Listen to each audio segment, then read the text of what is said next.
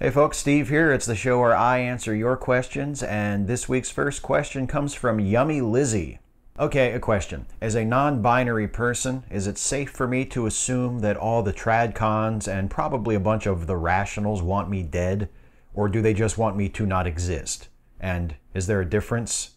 Best regards, Lizzie. I don't know if it would be fair to say that they want you dead or want you to not exist. I do think it would be fair to say that they don't care.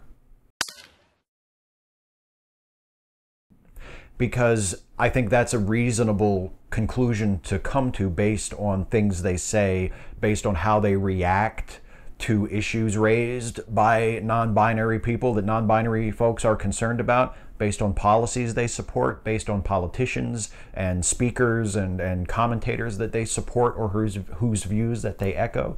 I think a lot of it just comes down to they don't care about you or people like you or the issues that are concerning you or affecting your life or limiting you or threatening you. They don't care about those things. They aren't interested in them. They don't want to hear about them. They get really upset or uncomfortable when they hear people talking about them or when they find themselves in a situation where they're forced to confront their own biases or shortcomings or wrongdoings in those areas, and they would rather just skip the whole thing. The whole thing just makes them very uncomfortable. They find the whole thing tedious and they just don't want to deal with it. So the answer to your second question is there a difference? No, there's not a difference.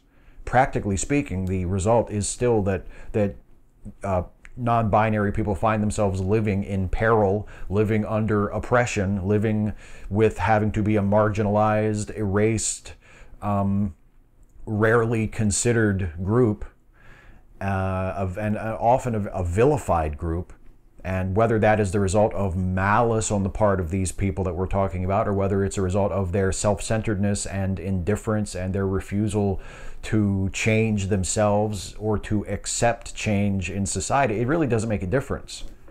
The result is the same. The result is oppression and death and violence, whether it's the result of their willful intentions or just the result of their indifference. No, there is no difference. Either way, it needs to change. And Garwood Shirase, nice broflake impression, Steve. What is your thoughts on formerly male characters being turned female? Not so much Ghostbusters, but situations like Thor, the Doctor, etc. I don't have a problem with it as long as there's a good story behind it. I can't speak to the Lady Thor stuff because I didn't read any of it, so I don't know if it was good or not. Like I just can't form an opinion on it, but I'm not upset by the idea. I don't see what the objection is other than just what we were talking about in the previous question, just a reluctance to entertain change.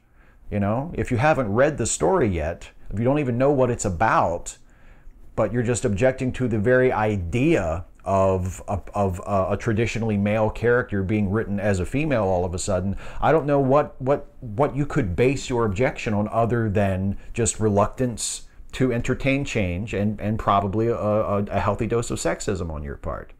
Now, as for the Doctor, that's an even sillier objection because, you know, the Doctor has built into the character the cycle of change. The Doctor regenerates, the Doctor changes from time to time. And it's just sort of, in a way, it's more unbelievable that every regeneration up to this point has always been from male to male, because as far as I know, I'm not a huge Doctor Who fan, but from what people who are Doctor Who fans have told me and from what I've read, you know, there's never been any limitation written into the character. There's never been anything established as to why he would have to regenerate continually into another he. There's nothing to stop him from regenerating into a her at any regeneration point. So it's just the character doing something that the character has always theoretically been able to do, but just doing it for the first time. So, and again, haven't seen any of the stories. The show with the female Doctor doesn't exist yet. All you have is a short trailer and some press release photos. Like, that's it. So there's nothing to criticize. There's nothing to be upset about, unless you're upset about the very idea of a woman taking that role. And if you're upset about that, then it's resistance to change and sexism. I don't know what else it could be. Kaboom Splat Yuck 2. Dear Steve, what is postmodernism? Well, ask me something hard, why don't you?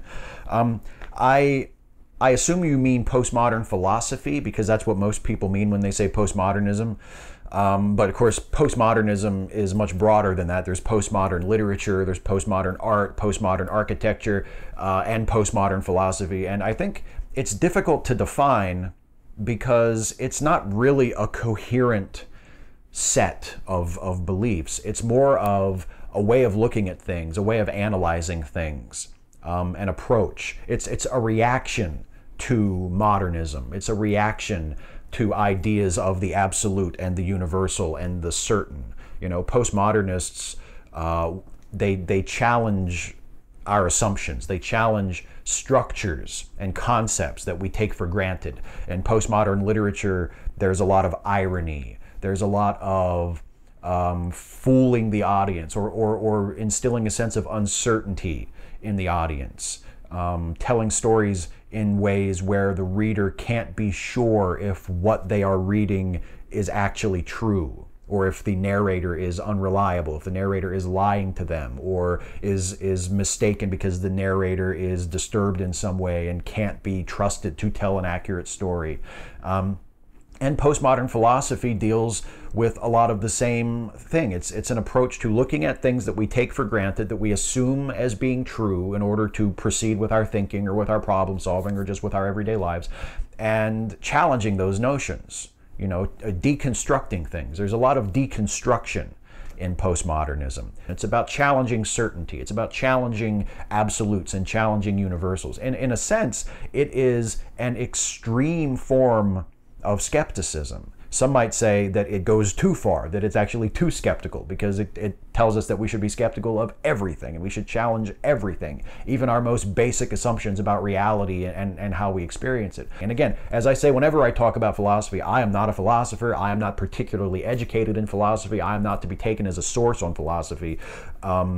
If you are really interested in postmodernism and learning more about it, I would suggest that you do your own research and do your own reading on the subject, because the best I can do is to just give you a very, very basic, very general overview of postmodernism, which hopefully I have done reasonably well here. But please consult a more informed, more articulate, more fluent source on the subject. Adam Rainstopper, trigger warning, suicide. Another rock star commits suicide. Maybe it just sucks to be a rock star. This got me thinking about how we as a culture view suicide. I argued with someone about this and my feelings were basically dismissed. We're told it's a permanent solution to a temporary problem and that it's selfish and there's always another option. But is any of that necessarily true? Are all problems really temporary? Is there always a better option? Isn't it selfish to demand that a person whose life has become unbearable continue to live anyway so that we don't have to feel sad? If my life is really mine and it has, by my analysis, become unlivable, do I not have the right to die? There is this tension between an individual's right to control their own life and to make their own decisions about their life, even to the point of deciding to end their life, and on the flip side of that, the rest of us wanting to be sure that the person making these decisions is in their right mind, is able to be trusted with that decision, because that is the most titanic decision that a person can make in their life. If you decide to end your own life, you had better be sure, and you had better be of a cognitive state that you can make a sober, rational decision. Now, some people might say, well, choosing to kill yourself is by definition irrational because it's irrational to want to die, but that's not necessarily true. I think a lot of what you say in your question is right. I do think it's wise to err on the side of not killing yourself, and for other people to err on the side of trying to convince people to not kill themselves. I do think that is the wisest and the safest position to take. And I'm glad you brought up the selfishness part. I have said myself in videos that suicide is a selfish thing, and I regret saying that, because a lot of people who have either dealt with suicidal thoughts themselves or counseled others who have told me that that's not a good thing to say, that it's a very poor reaction to suicide and a very poor tactic to try to talk people out of suicide, is to tell them that it's selfish, because that just induces guilt and makes the suicidal person feel even worse about themselves and can actually amplify the problems that they're facing. So not only is it a cruel thing to say to a suicidal person, but it's a counterproductive thing in many cases to say to a suicidal person. I'm very sorry that I said that. Samuel Sturgill: Steve, when you were in high school, how common were fights? When I was in high school, there was at least one fight a day. Wow, my high school was not nearly as interesting as yours. I don't mean to make light of it. If the fights were traumatic or, you know, a real problem for you, I don't mean to make light of it, but I can only remember one or two really major fights my entire 4 years of high school. I mean, granted, I went to a small high school. My graduating class was less than 100 people, and probably the total class that I was in high school, of all the students there from 9th through 12th grade, at its peak was maybe 400 or 500 people. I went to a relatively small school, and I only remember a couple of really major fights. And it's funny, the one I remember the most was between two guys who were best friends. I don't know what the issue was. I wasn't super close to them, but I was in classes with them here and there, and they were two guys who were like inseparable. They were like brothers. And then all of a sudden, in between classes one day, they just went at it. I mean, they were just furious. Books were thrown on the floor. Everybody kind of stood back, and they just went at it. And teachers had to come in and pull them apart and break them up, and I still don't know what they were fighting about. But that's the most clear memory I have of a fight in school. They were very rare where I went to school. It's one of the good things about my high school. I don't often say very nice things about my high school, but that's one of the things I can look back on compared to maybe some other people's experiences and say, actually, it wasn't so bad. It wasn't a violent place. It wasn't a dangerous place. Specific hieroglyphics. The year is 2021. YouTube goes under because of the so-called rationals and neo-Nazis polluting the platform with pandering nonsense. Because there's no platform, they form the sinister skeptics, terrorizing nations across the world by begging them to join their 6-hour podcasts and annoying them on Twitter. The United States goes into martial law. France surrenders and the UK collapses and dissolves. The world is in need of a hero, and that hero is you. But you can't do it alone. You need a team. You decide to form the Social Justice League, a team of SJW YouTubers who aren't afraid to shut their stupid mouths up. Who do you pick to join your side? Well, let's see. The Justice League, the classic Justice League, had 7 members. So if it's going to be me, that's 1. Who else do I want on there? H-Bomber guy. That's 2. Gotta have H-Bomber guy. Christy Winters, ContraPoints. Cat Black. Who else? SJW YouTubers. Francesca Ramsey. Come on. How are you going to do it without that? That's 6. And 7, Foxy Jezebel. There's my SJW Justice League. How about that? I don't know who would be who. Like, I don't know who would be Superman, who would be Batman, who would be Wonder Woman, who would be Green Lantern, etc. I haven't thought it through that much. But if that could be my SJW Justice League, I think no force could oppose us, to be honest. And actually, I would feel like the odd man out. I would almost feel like maybe I should just step down and let someone else on the team to be the leader. And I'll just be like, I'll be Alfred dusting the Batcave, you know. We can let somebody else jump in and fill that role. Yeah, but I think that'd be a pretty good team, don't you? Joe McLaury, in your talk with Lee earlier this week, there was a brief aside about Ken Ham and him not being as bad as many of his contemporaries because he seems to honestly believe and not be in it to take advantage of believers for his own gain. You've also made many statements in the An Atheist Reads series that say you give them the benefit of the doubt that they are not lying, but instead saying things that are not true, but they believe are true. My question is, in your opinion, if someone is told what is true over and over and they willfully ignore it and still state their falsehoods as being true, are they any morally better than someone who is just lying? When you have to actively evade the truth to continue to hold your beliefs honestly, could it actually be worse because you are not only lying to others when you spread the falsehoods, but also lying to yourself? It's a good question, and it kind of goes back to the first question that Lizzie asked about, do they want me dead, or do they want me to not exist? And I also said, or is it just that they're completely indifferent? And is there even a difference? Does the difference matter? And in this case, I think you could say that same thing. Practically speaking, is there really a difference between someone who has all the necessary evidence to show that what they are saying is wrong, but willfully ignores it and continues to believe the wrong thing, even though they have every opportunity in front of them and have been presented over and over again with proof that what they are saying is wrong? Is there any difference between someone in that position and someone who is just knowingly lying? I don't think there is. I don't think there is that much of a difference. I think my opinion of whether or not someone is morally better or worse in those situations, that judgment only really matters to me. If I look at someone who is willfully lying and I say, well, but they're intentionally being dishonest, therefore they are morally inferior to the person who is still saying untrue things, but they honestly believe the untrue things they're saying. If the practical result is the same, then me saying, well, one of them is worse than the other is really, it's only of any value to me. I'm just expressing an opinion.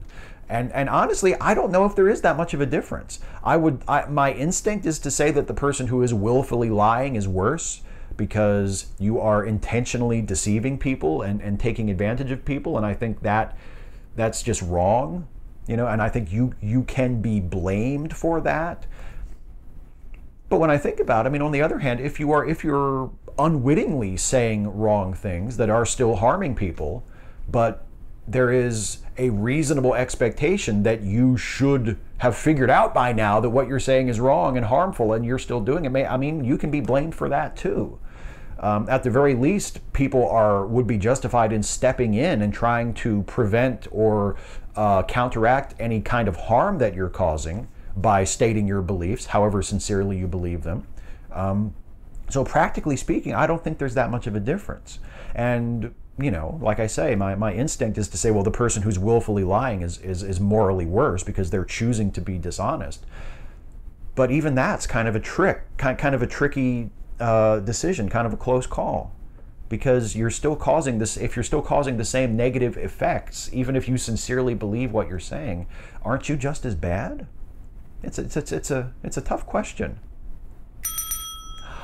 And it's a tough question I'm going to bail out on, because that bell means that it's the end of the first part of the video and it's time for the next bit, which is a little something I like to call the lightning round. Secular Scholar, hey Steve, what's your opinion on Puppet Jason's opinion of Hagerstown in the Opinionville episode, One Man's Trash? And what's your opinion about me using the word opinion, about trying to get your opinion about an opinion so many times in his question about opinions? I think it's remarkable that Puppet Jason has such an accurate view of Hagerstown, being that he's never actually been to Hagerstown as far as I know. So yeah, he's got it dead on.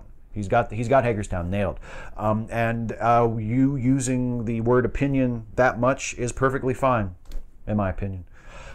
Leto Anor, Steve, while searching for a series to watch while knitting, I stumbled upon DC's Legends of Tomorrow. It's awful. I watched 4 episodes in less than 24 hours and plan to watch more today. Have you watched it? Seriously, it's horrible. Yes, I have watched it. I haven't watched it as much as I've watched the other Arrowverse shows. Like, I've watched every episode of Supergirl. I've seen a lot of The Flash. I've seen more of Arrow than I have of Legends of Tomorrow. But yeah, I agree with you. I think it is awful, but I think it's great. It's great in its awfulness. It's loopy and goofy and silly and fun, and I really, really enjoy it. Absolutely.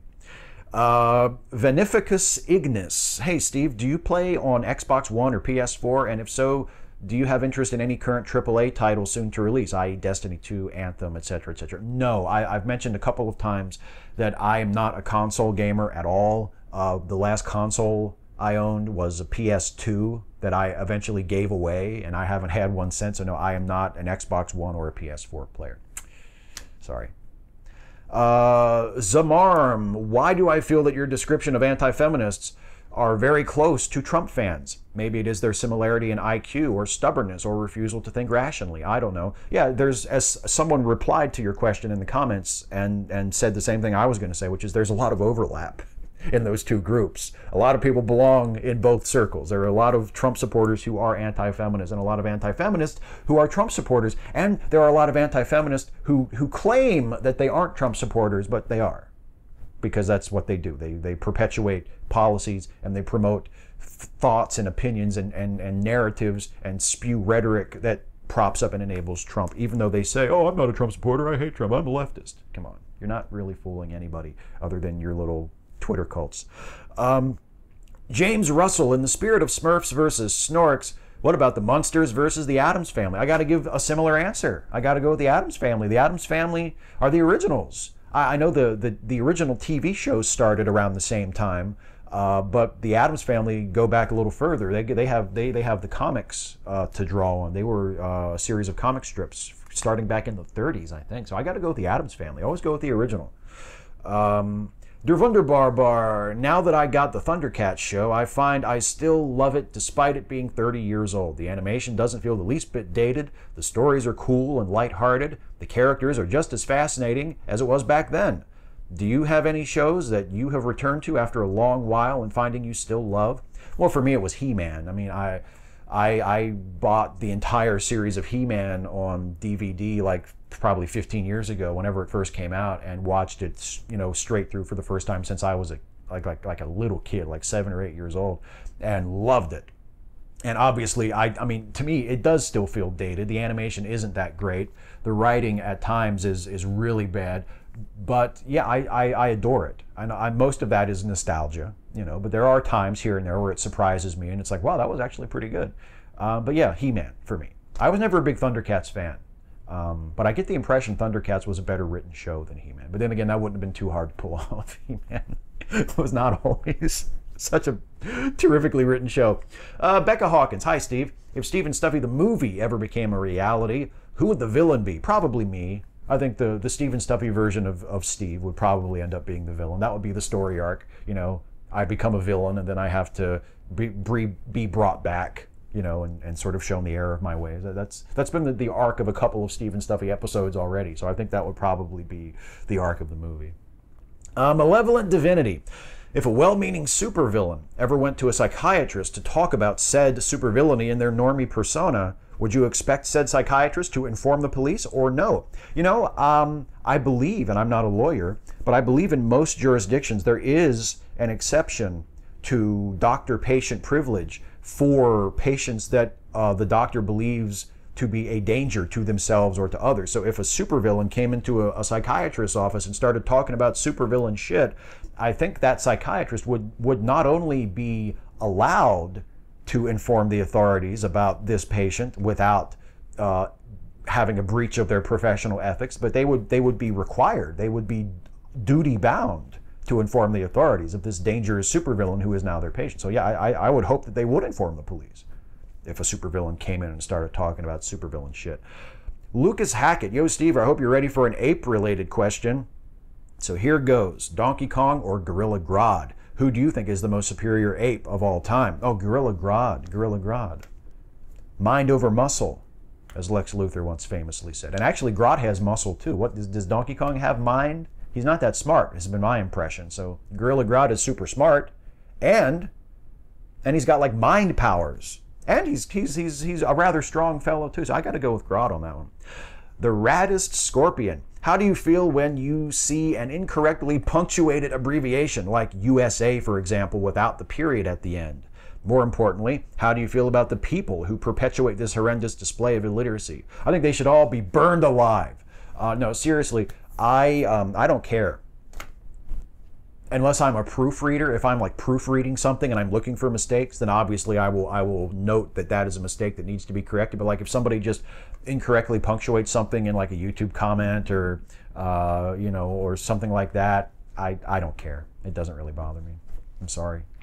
I don't think you're a bad person for noticing, if that makes you feel any better. I mean, to each their own, but I don't care.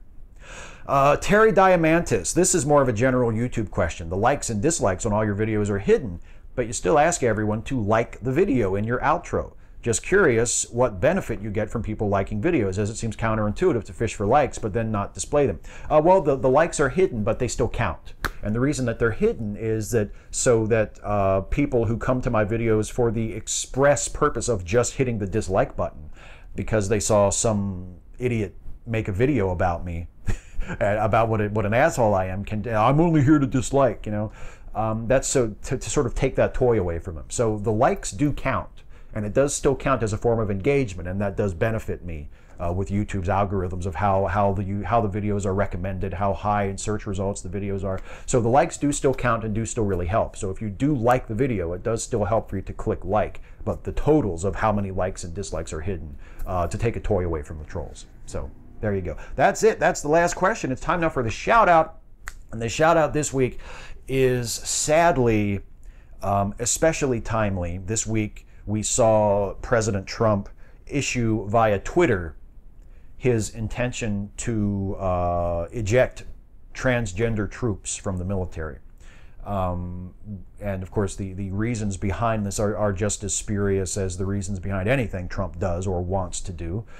But I thought it would be especially appropriate and useful to devote my shout out this week to an organization that advocates for transgender veterans of the American military. So that's what I have done. The shout out this week goes to an organization called the Transgender American Veterans Association, or TAVA, T-A-V-A. This is an organization that was founded to represent and to provide resources and support for transgender veterans of the United States Armed Forces. And it's a resource for information. If you are a trans member of the military and you're looking for information about medical care, medical support, if there's some question you need answered about this new policy, if you are a veteran and you're wondering if your health benefits will be affected by this, if you're out of the military, or if you just need to find a community and find support and be reassured that you're not the only person who is having your experience,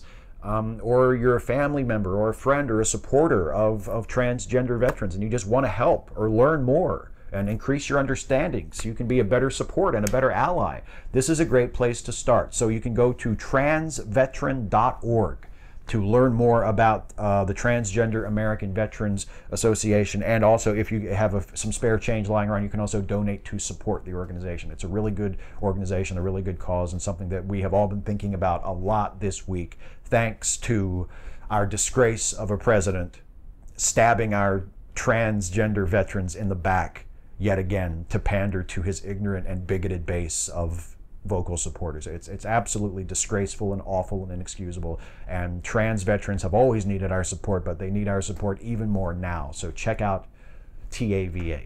That's the shout out. I want to also recommend, as always, that you give a listen to the Lemme Listen family of podcasts. These are podcasts that are the creations of my very good friend Jason Harding, the puppet master of Opinionville, and I want to draw your attention specifically, out of all of the wonderful Lemme Listen podcasts, and there are many, specifically to the Late Seating podcast, which is the belated movie review podcast that Jason co-hosts with me, where we take a fresh look at a classic film that has a reputation of either being great or being terrible. We give it a fresh look, we make fun of it while we summarize it, and we decide whether it deserves its reputation, whether that reputation is good or bad. And if you go and give a listen right now, you can listen to our most recent episode, which is our review of the 1980s testosterone-fueled action classic, Tom Cruise starring in Top Gun. And you can also get ready for our next episode, which will be about the classic 1960s sci-fi epic starring Charlton Heston and Roddy McDowall, Planet of the Apes. That's our next episode, the original Planet of the Apes. That's going to be a fun one. So do your homework and watch Planet of the Apes between now and next Friday, so you'll get all the jokes and you'll be able to enjoy the new episode of Late Seating about Planet of the Apes next week. So that's it. You can listen to all of the episodes of all of the awesome Lemme Listen podcasts by going to lemmelistenpodcast.com. I am out of here for another week. Thank you all for your questions. If you have a question for next time, please do leave a comment on this video with your question. I do this every week, and in order for me to do this, you have to ask. So ask your question in the comments of this video. I will answer as many of your questions as I possibly can in the next video. Nothing is too serious. Nothing is too silly. I will answer as many of your questions as I possibly can, but please do ask, because if you don't, I don't have anything to make a video about. Next Friday, I'll make a video about the show. It's not really happening. But please do ask some questions, okay? Thanks for watching. I appreciate you all so much. and I will see you next time. Take care. Hey folks, one more thing before I go. I hope you enjoyed this video. If you did, please like, share, and subscribe. And also, please consider helping me to make more videos like this one by supporting this channel through Patreon. You can go to patreon.com/Steve Shives to become a patron. Thanks again for watching. See you next time.